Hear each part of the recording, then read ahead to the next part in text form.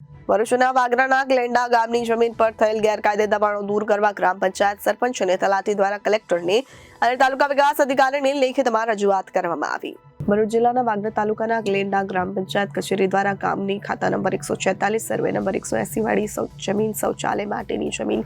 ગેલેન્ડા ગ્રામ પંચાયતની હસ્તકની હોય જેમાં ગેલેન્ડા ગ્રામ પંચાયત દ્વારા ઠરાવ કરી રસ્તો બનાવવામાં આવ્યો હતો, જેમાં ગામના જાગૃત નાગરિક ફિરોઝ ઉદેશંગ દ્વારા તાલુકા વિકાસ અધિકારીને રજૂઆત કરી સદર રસ્તો તોડવા માટે અરજી આપવામાં આવી, ત્યારે તાલુકા વિકાસ અધિકારીને રસ્તો તોડી નાખવા આદેશ કર્યો હતો, જેમાં અમલ ગેલેન્ડા ગ્રામ પંચાયત કચેરી દ્વારા કરી સદર રસ્તાને તોડી પાડવામાં આવ્યો. જોકે મળતી માહિતી અનુસાર ઇશાક રાયસન કાનમના હજાર રાજભા રાજ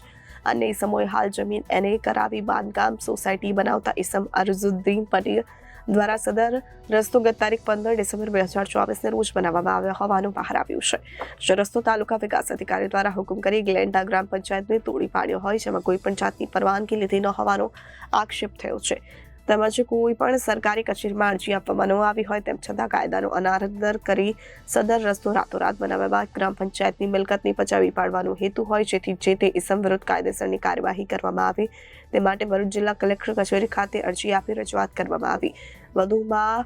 ગ્લેન્ડા ગ્રામ પંચાયતમાં ગામોમાં ખોટી રીતે અડચણ કરતા હોય અને કાયદાનો અનાદર કરી ફરી રસ્તો બનાવ્યો હોય તેવા માથેભારે ઇસમો સામે પણ સખ્ત કાર્યવાહીની માંગ કરવામાં આવી છે. Bureau report Janadesh news Bharuch.